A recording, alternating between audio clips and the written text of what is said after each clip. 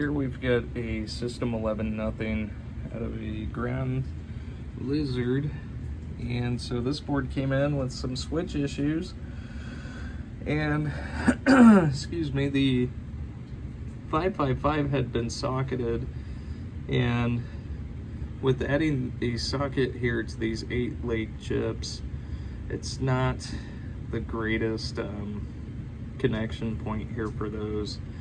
And I had noticed that, you know, just slightly pressing on the board, we would go in and out of having blinking present there on the board. So I went ahead and removed the socket from the 555 here. With the switch issue, it seemed like sometimes the columns 5, 6, 7, and 8 seem to all be working, but 1 through 4 were consistently not. And so I had suspected that the 4011 here at U30, I suspected that to be bad, which I did pull that from the board, tested it, and it was actually good. What ended up being the issue was SR11 here, which is a 560 ohm SIP resistor, 10 pin, 9 resistors. And man, these SIP resistors, I assume they just get so hot that they, you know, break apart, or I can't imagine anything else happening. And I mean, it's, you know, definitely not from shipping, because, you know, the board came in with this issue. But it took me, you know, going through and just firmly pressing on these SIP resistors here, it took me about 3 separate times of going through the circuit before this one actually snapped in half. I tested it with my multimeter as far as, you know, everything in the circuit there, and it was all reading correctly, but there was a micro fracture on there, which was causing the switch matrix to act erratically. So aside from that, what I've done is we have 2 AMI CPUs that were on the board here, and these AMI chips are just known to fail early.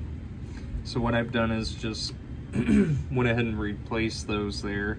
I did replace the 6802 sockets, as well as all 4 of the game and sound ROM sockets.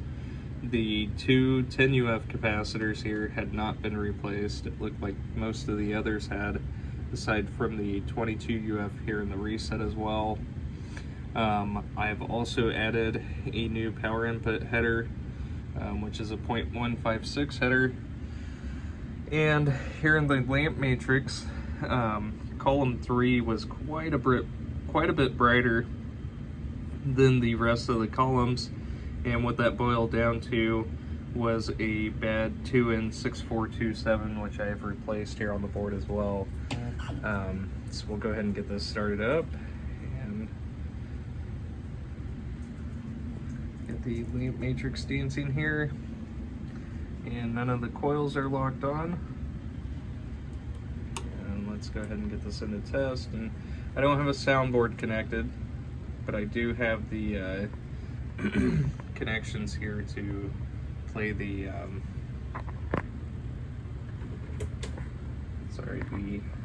the sounds on the board. The music, I do not have the soundboard connected for that feature, but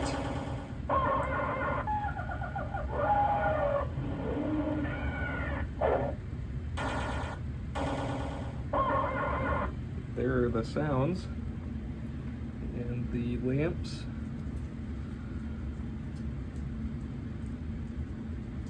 And the ghosting that you see is just an artifact from the LED and my camera here on my phone.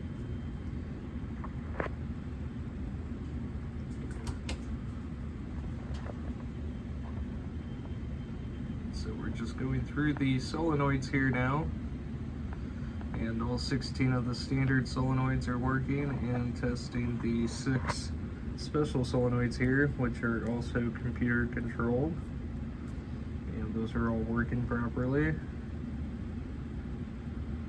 We'll just let this cycle back through the rest of the solenoids there,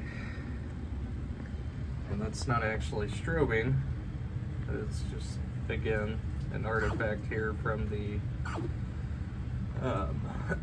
actually turn this back off so we can see this a little bit better. So I'm just going through testing both rows and columns, moving diagonally through the switch matrix here.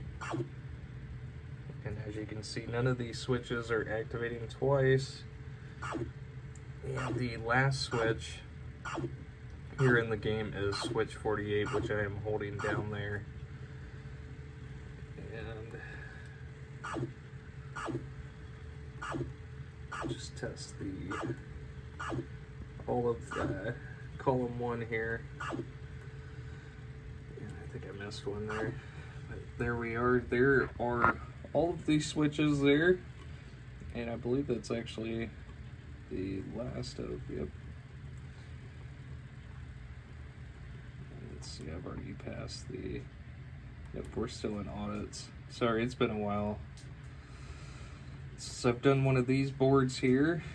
21, 22, 23, and well, we've got NVRAM here on the board, so I'm sure if you wanted that set to free play, you'd already had that set to free play there. But other than that, the board is fully functioning, and I will get this packaged up and sent back to you. Thank you so much.